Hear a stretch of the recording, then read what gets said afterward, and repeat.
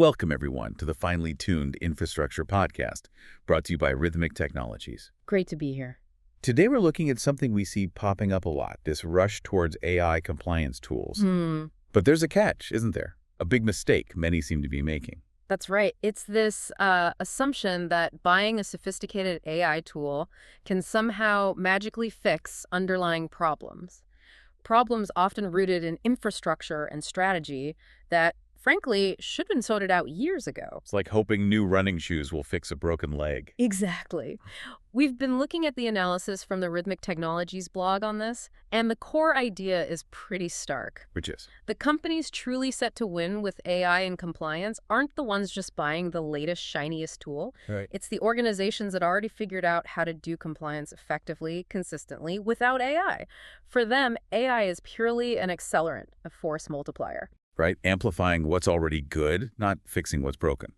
So our mission today is to unpack that, because if you listening are thinking an AI tool is your compliance silver bullet, well, you might be setting yourself up for some real disappointment. And potentially a very expensive disappointment at that. Okay, let's get into this idea. You mentioned the compliance AI divide. Why are these tools fundamentally accelerators rather than fixers? It really comes down to what the AI is designed to do and what it feeds on, which is data and process evidence. Okay. Think about it like this. AI compliance tools are incredibly sophisticated readers and analyzers. If you plug one into a system with well-architected infrastructure, Meaning things like proper automation, good centralized logging, consistent configuration management. precisely. If that foundation is solid, the AI can instantly ingest that clean, reliable data. The results, they can be transformative. Evidence collection becomes almost continuous, not a frantic scramble before an audit. Policy enforcement gets automated checks. Compliance monitoring shifts from periodic spot checks to genuine real-time assurance. It speeds everything up dramatically. So it makes the good stuff faster and more visible. Yeah, it accelerates the proof of good practices. But what happens when you connect that same powerful AI tool to, well, the opposite, an environment with lots of manual configuration, data scattered everywhere, inconsistent practices? Oh, well, that's where the disappointment kicks in. The AI tool doesn't magically clean up that mess. It can't. It's built to read the state of controls, not provision or fix the infrastructure itself. So it just reflects the chaos. Exactly. It just gives you faster, more detailed documentation of your own dysfunction. It highlights every inconsistency, every manual workaround, every broken process. It doesn't fix the infrastructure debt. It just puts a spotlight on it, often in high definition, right when you least want it, like during an audit. That's not ideal. It sounds like it basically exposes any compliance theater going on. It really does. And what's interesting, according to the blog, is that the market, your potential customers, partners, investors, they're getting smarter about this. They can tell the difference. Increasingly, yes. Buyers, especially savvy CISOs and CIOs, are moving past just ticking boxes. They're learning to distinguish between companies that have built compliance on a solid foundation, let's call them foundation first, and those just layering tools on top, the tool-first approach. And they understand which one actually means lower risk long-term. You got it. This difference sounds like it creates a pretty significant competitive divide. Let's explore those two paths Rhythmic identified. First, the foundation-first companies. What are they like?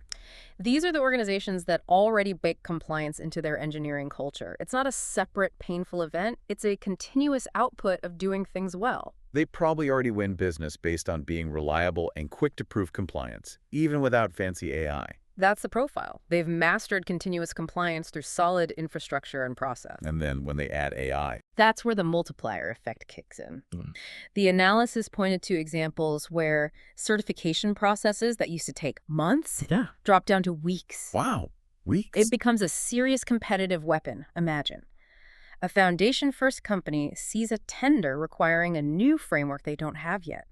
They can confidently bid, knowing they can spin up the necessary monitoring and evidence gathering for that framework in, say, 2 weeks because the foundation is there. And their tech teams. They're freed up to work on actual product innovation, building value.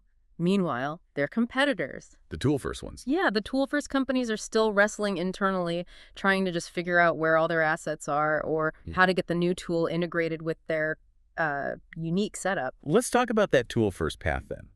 They buy the AI, hoping it's the answer. What actually happens when they try to plug it into that less-than-ideal foundation? Well, they often jump straight to the tool before nailing down things like standardized configurations or even having a clear strategic security framework mapped to their controls. So what's the result? Months. Often months of painful, expensive integration battles. Fighting the tool, fighting their own systems. Can you give an example of that kind of struggle? Sure. Rhythmic mentions seeing teams spend, 3, 4, even 5 months just trying to connect an AI tool. And then they realize, oh, wait, every time Bob and Ops manually patches that server over there because we don't have proper infrastructure as code. It breaks the consistency the AI needs to see. Precisely. It invalidates the evidence trail the AI just painstakingly collected. So they get caught in this loop. Configure tool, find inconsistency, manually remediate, break something else, reconfigure tool. It's exhausting and it burns resources. And all this time, the Foundation First folks are out there, not just meeting compliance requirements, But actively using their proven real-time compliance posture as a sales tool, they've turned it from a hurdle into an advantage. that gap just gets wider and wider then. Exponentially wider. Because it's not just about being compliant, it's the speed, the reliability, the trust you build by demonstrating it effortlessly. Okay, so it's crystal clear. The foundation is everything. Compliance isn't really about buying software, is it? It's about building an infrastructure that can prove its security controls consistently and automatically. That's the heart of it. And the company's Rhythmic sees having massive success, like going from a brand new setup, greenfield, to something like SOC2 certified in maybe 6 months. That's incredibly fast. It is. And it happens because they combine smart security strategy with robust technical execution from day one. They build the foundation knowing how these tools work and what they need. So let's nail down that foundation. What are the absolute must-haves, the essential technical elements you need before AI tools can really deliver? Rhythmic laid out 5 key things. Yes, 5 critical pillars. First, and maybe most obviously, is clean, consistent data across all your environments. Garbage in, garbage out still applies, even with AI. Especially with AI. If your asset inventory is patchy or your security logs have different formats in different clouds, the AI simply can't stitch together a reliable picture. It'll miss things or generate noise. Makes sense. What's number 2? Automated configuration management. This is non-negotiable. If humans are manually tweaking servers or network devices, you fundamentally cannot prove consistency over time. AI relies on knowing the intended state and verifying it. Manual changes break that verification. Which leads naturally to number 3, I imagine. Exactly. Infrastructure as code, IAC practices. Defining your infrastructure, servers, networks, databases, everything in code that's version controlled and automated, that's how you achieve repeatable, auditable, consistent deployments. AI can then monitor that code and the resulting state. Right, so you have the what, ISC, and the how, automation. What about seeing what's happening? That's number 4, centralized logging and monitoring. You need all relevant logs, security events, system changes, user access flowing into a single queryable place. Compliance is about demonstrating control effectiveness over time. Without centralized visibility, the AI can't build that continuous, coherent story from scattered data points. Okay, data, automation, IAC, visibility. What's the 5th element? And this one is crucial. Strategic security frameworks. Not just downloading a generic checklist, but defining a security framework that's actually tailored to your business, your risks, and is clearly mapped to your technical controls. The AI needs this blueprint to understand what it's monitoring and why it matters in your specific context. It can't invent the strategy for you. So get those 5 things right. Get those 5 pillars solid, then you bring in the AI. And that's when it becomes more than just basic compliance checks. Absolutely. That's when you unlock the advanced capabilities. With that foundation, AI isn't just collecting evidence for one audit. It's monitoring compliance across multiple frameworks, SOC2, ISO, HiPay, PCI simultaneously in near real time. Wow. It's detecting configuration drift the moment it happens, not weeks later. It's automatically generating large parts of the evidence package directly from operational data feeds. The whole paradigm shifts. From painful periodic sprints To genuine, always-on, continuous compliance assurance, it becomes part of the operational fabric. This really paints a picture of urgency, though. Rhythmic talks about an AI readiness window. What does that mean? It means that right now, today, you can still achieve solid compliance success the traditional way by focusing relentlessly on building that strong foundation manually or with non-AI tooling. It's harder, slower, but achievable. But that window is closing. As these AI tools become more mature and more widely adopted by the foundation-first companies, the competitive bar is going to rise dramatically.